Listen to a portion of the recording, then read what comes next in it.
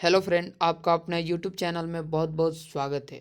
तो आज के वीडियो में आपको बताने वाले हैं महात्मा गांधी का उपाधि है। ठीक है, तो बने रहिएगा वीडियो में एंड तक। एंड चैनल पर पहली बार विजिट कर रहे हैं तो चैनल को सब्सक्राइब तथा बेल आइकन को घंटी को ऑल कर दीजिएगा, ताकि इस तरह के वीडियो आपको हमेशा हमारे चैनल से मिलता रहे।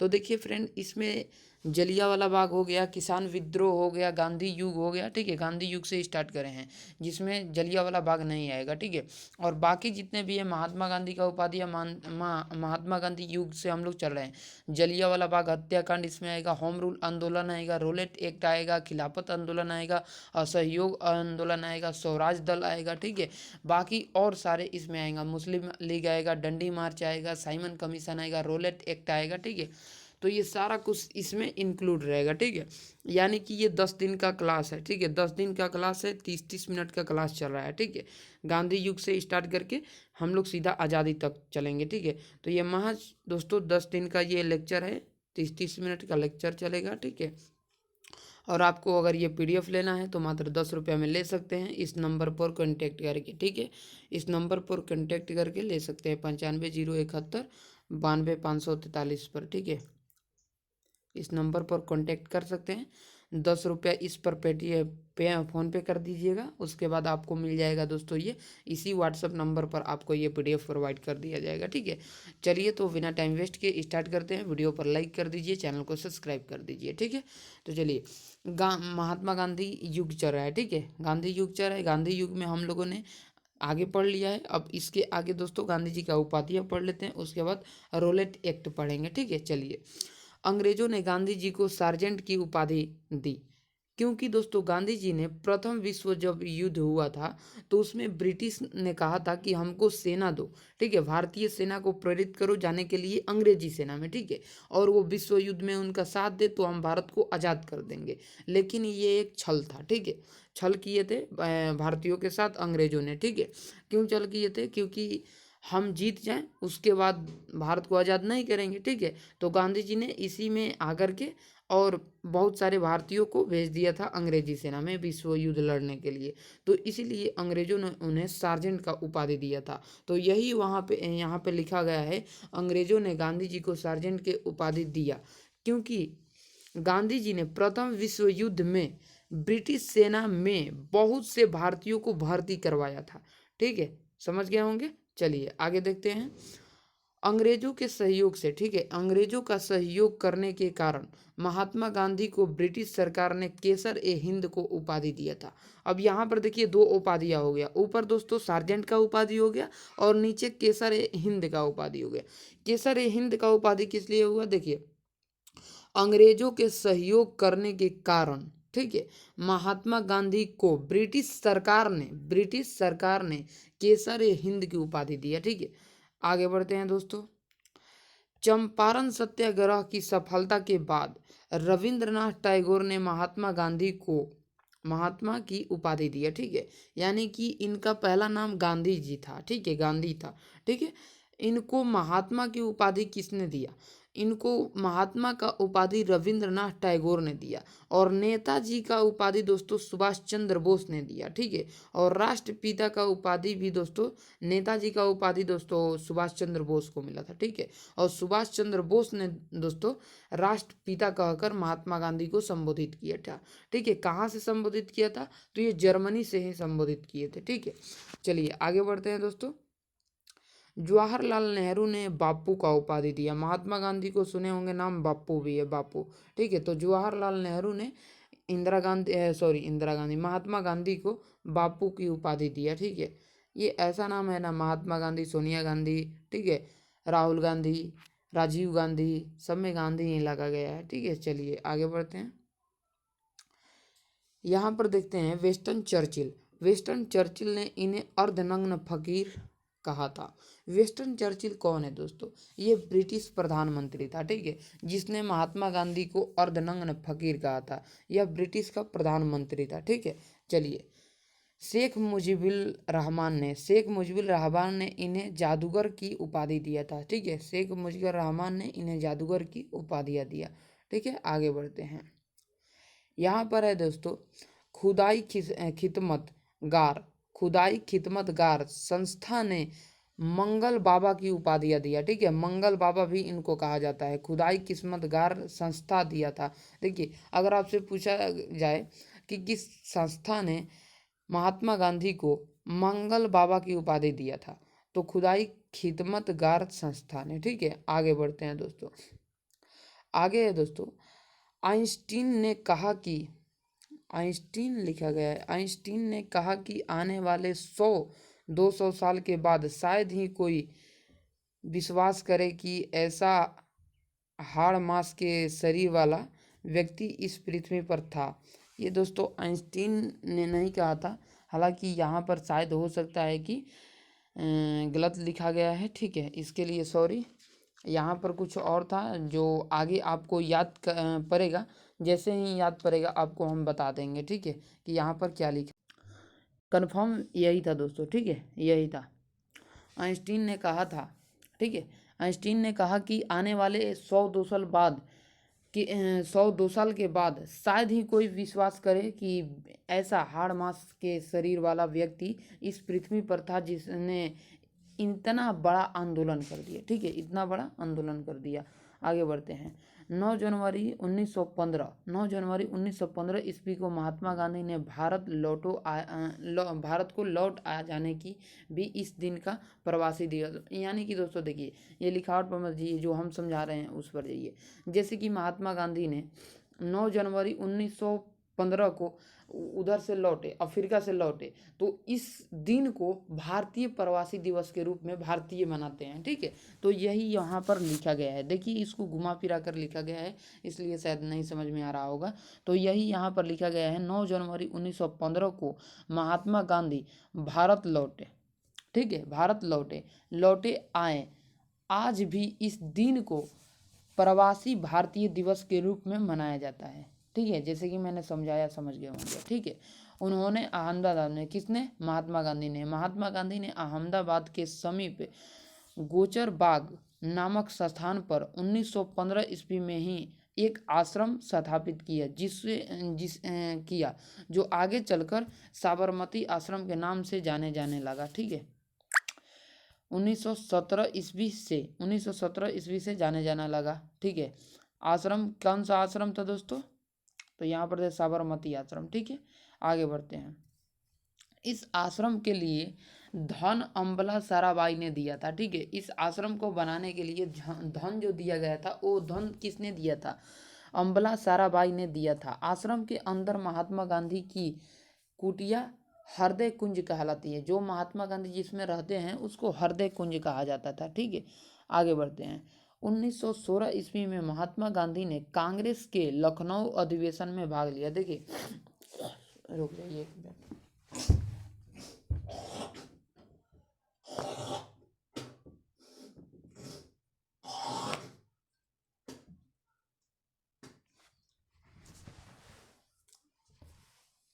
चलिए आगे बढ़ते हैं। तो यहाँ पर लिखा गया है 1916 में महात्मा गांधी ने कांग्रेस के लखनऊ अधिवेशन में भाग लिया। ठीक है, अध्यक्षता अंबिका चंद्र मजूमदार ने कर रहे थे, इसका अध्यक्षता। ठीक है, जो लखनऊ अधिवेशन था। ठीक है, तो अगर आपसे क्वेश्चन पूछेगा महात्मा गांधी ने किस अधिवेशन में पहली बार भाग लिया था, ठीक है, तो आपका राइट आंसर हो जाएगा दोस्तों लखनऊ अधिवेशन में, जिसका अध्यक्षता कौन कर रहे थे, अंबिका चंद्र मजूमदार। ठीक है, आगे बढ़ते हैं। अब इसी में चंपारण का बात आएगा। ठीक है, इसी अधिवेशन में यानी कि लखनऊ अधिवेशन में ही राजकुमार शुक्ल ने गांधी जी को चंपारण के लिए जमींदारों के तिनकठिया पद्धति की जानकारी दिया और उन्हें चंपारण आने का आग्रह किया। ठीक है, तो यहाँ पर क्या होता है, देखिए यहाँ पर 2-3 बात याद रखिएगा। यहाँ पर क्या होता है, गांधी जी एक बड़े वकील थे। ठीक है, यानी बैरिस्टर थे। ठीक है, तो उन्होंने इनका बात कर 1-2 बार इग्नोर भी किया था। ठीक है, कि पता नहीं कौन कौन आ जाता है, ये सोचकर इग्नोर कर दिया। ठीक है, तो इन्होंने 2-3 हाला कहा, तब गांधी जी ने आए। ठीक है, गांधी जी आए चंपारण में।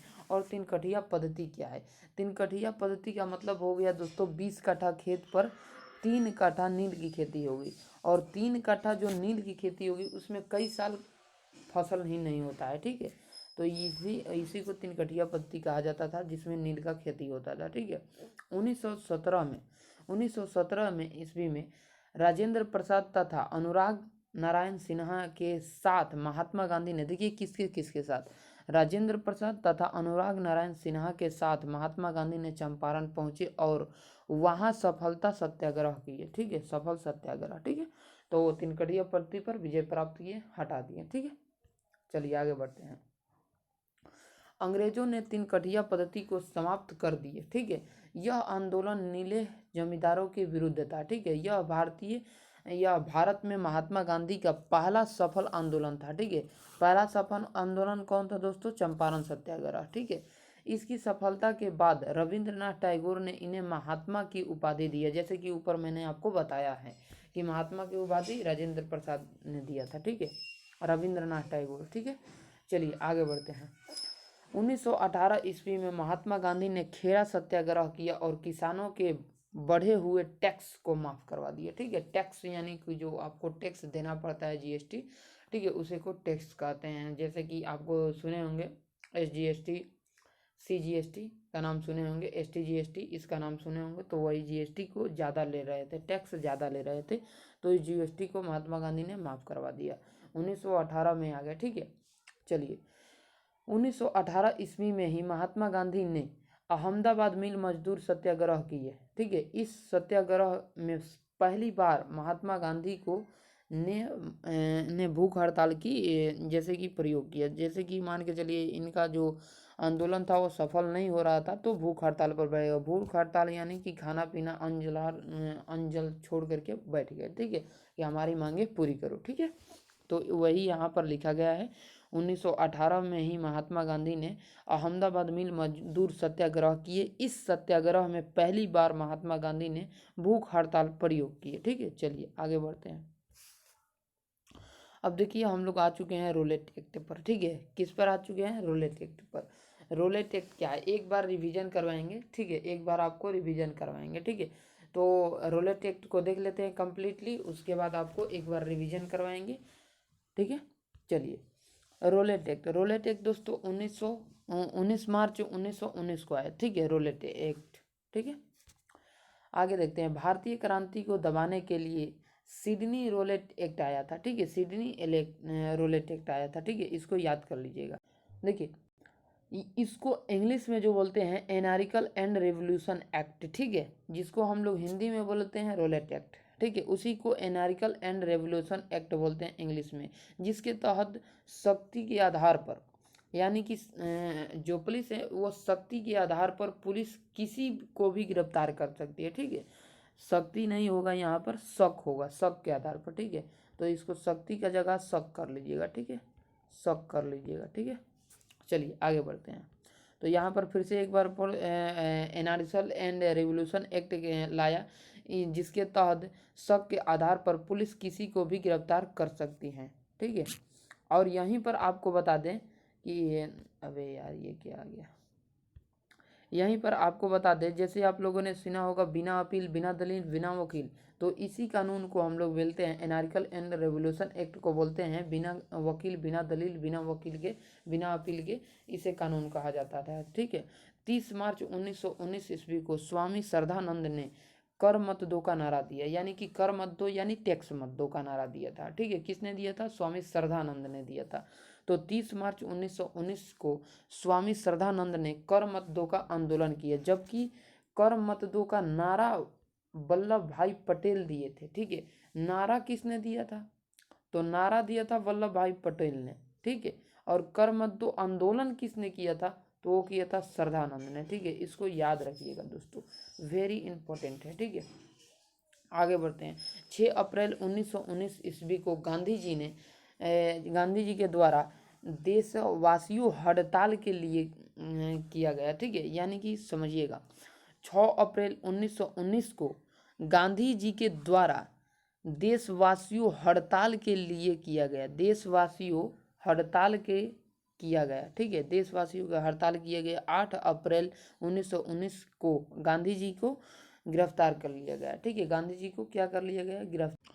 और ये देशव्यापी हड़ताल करने के बाद इनको गांधी जी को जेल दे दिया गया। गांधी जी को क्या कर लिया गया? गिरफ्तार, यानी जेल में बंद कर दिया गया। आगे बढ़ते हैं। इस सत्याग्रह का केंद्र पंजाब था। ये जो सत्याग्रह चल रहा था तो इसका केंद्र दोस्तों क्या था, केंद्र पंजाब था। ठीक है, गांधी जी ने इस के काला कानून का एनार्किकल एंड रेवोल्यूशन एक्ट यानी रोलेट एक्ट को, रोले एक्टर ऊपर लिखा गया है उसके लिए सॉरी, रोलेट एक्ट होगा। ठीक है, तो इसे काला कानून कहा। ठीक है, आगे बढ़ते हैं।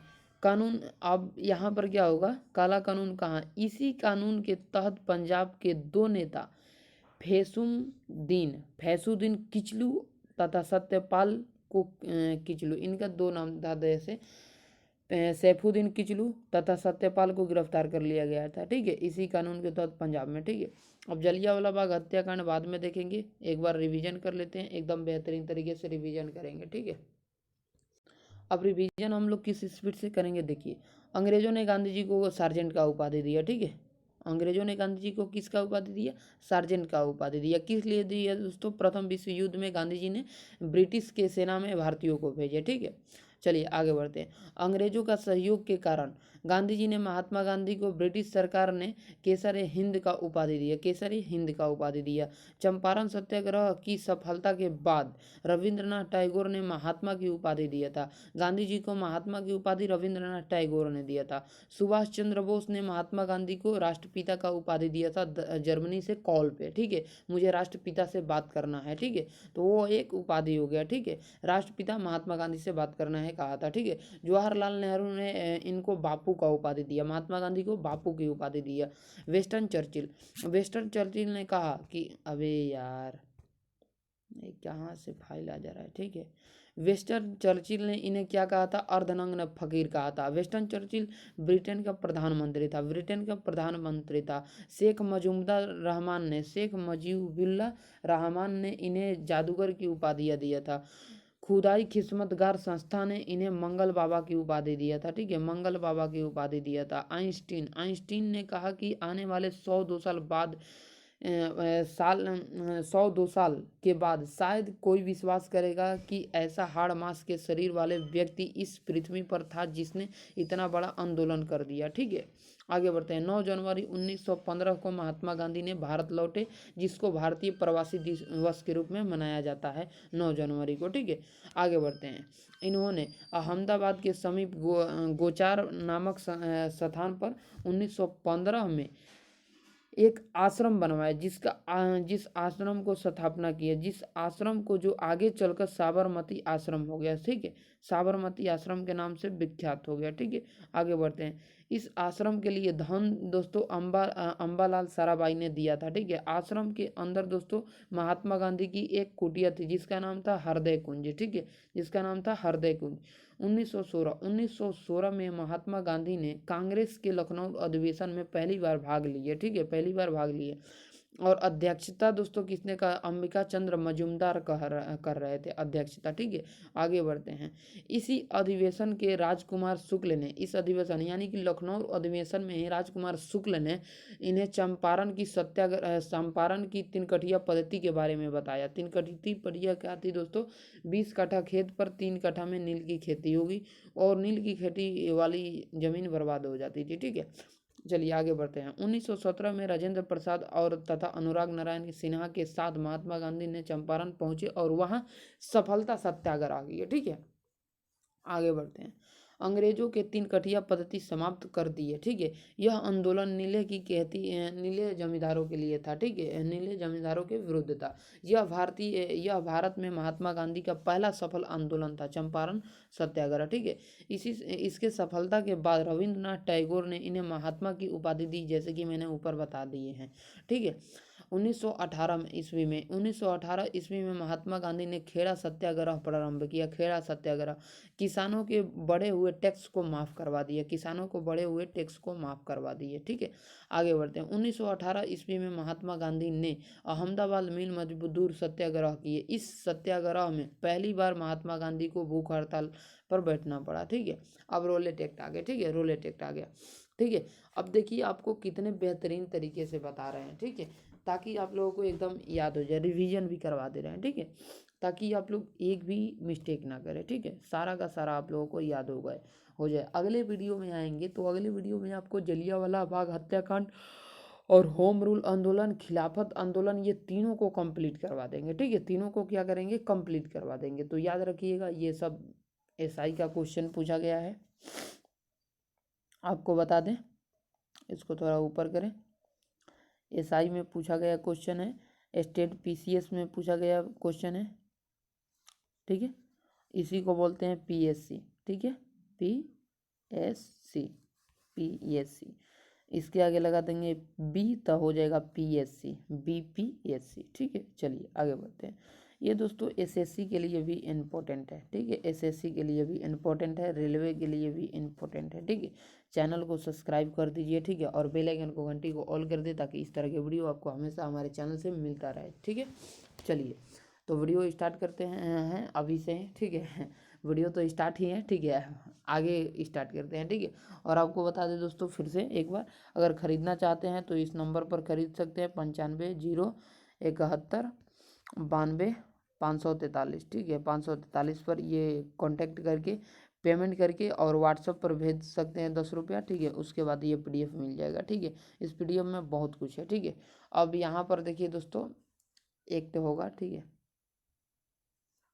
यहाँ पर एक्ट होगा, एक्टर लिखा गया है। ठीक है, रोलेट एक्ट। ठीक है, 1919 मार्च 1919 को रोलेट एक्ट आया। ये रोलेट एक्ट को सबसे पहले जान लीजिए, रोलेट एक्ट को कौन सा कानून कहते हैं। तो रोलेट एक्ट को महात्मा गांधी ने काला कानून कहा था। ठीक है, और इस कानून को क्या कहते हैं, बिना वकील बिना दलील का कानून इसे कहते हैं। ठीक है, जिसे इंग्लिश में एनार्किकल एंड रेवोल्यूशन एक्ट बोलते हैं। ठीक है, चलिए, भारतीय क्रांति को दबाने के लिए सिडनी रोलेट एक्ट आया। ठीक है, सिडनी रोलेट एक्ट, जिसे एनार्किकल एंड रेवोल्यूशन एक्ट कहते हैं। ठीक है, जिसके तहत शक के आधार पर, यहाँ पर शक्ति लिखा गया है, लिख लीजिएगा शक के आधार पर। ठीक है, जिसके तहत शक के आधार पर पुलिस किसी को भी गिरफ्तार कर सकती है। ठीक है, बिना दलील, बिना वकील, बिना अपील के। ठीक है, 30 मार्च 1919 ईस्वी को स्वामी श्रद्धानंद ने कर मत दो का नारा दिया। ठीक है, स्वामी श्रद्धानंद ने कर मत दो का नारा दिया। ठीक है, जबकि दोस्तों कर मत दो का नारा वल्लभ भाई पटेल ने दिया। और आंदोलन किसने किया, कर मत दो, यानी कि 30 मार्च 1919 ईस्वी को स्वामी श्रद्धानंद ने कर मत दो आंदोलन किया। और कर मत दो का नारा किसने दिया, वल्लभ भाई पटेल ने दिया। ठीक है, चलिए आगे बढ़ते हैं। 6 अप्रैल 1919 ईस्वी को गांधी जी के द्वारा देशवासियों हड़ताल के लिए गए। ठीक है, यानी यहाँ पर समझिएगा, 6 अप्रैल 1919 को गांधी जी के द्वारा देशव्यापी हड़ताल किए। देशव्यापी, गांधी जी ने क्या किए, देशव्यापी हड़ताल किए।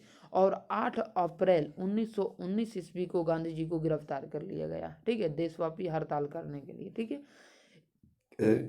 इस सत्याग्रह का दोस्तों केंद्र क्या था, पंजाब था। इस सत्याग्रह का केंद्र पंजाब था। गांधी जी ने इसे काला कानून कहा था, जैसे कि मैंने ऊपर ही बता दिया। ठीक है, इसे काला कानून कहा था। इसी काला कानून के तहत पंजाब के 2 नेता सैफुद्दीन खिजलू तथा सत्यपाल को गिरफ्तार कर लिया गया। ठीक है, आशा करते हैं समझ गए होंगे बहुत बढ़िया, बहुत बेहतरीन तरीके से। तो ये 30 मिनट से पहले ये क्लास समाप्त हो गया। ठीक है, तो आगे आप लोगों को जलियांवाला बाग हत्याकांड मिलेगा। ठीक है, तो अभी चलते हैं, मिलते हैं नेक्स्ट वीडियो में। तब तक के लिए जय हिंद, जय भारत, जय बिहार।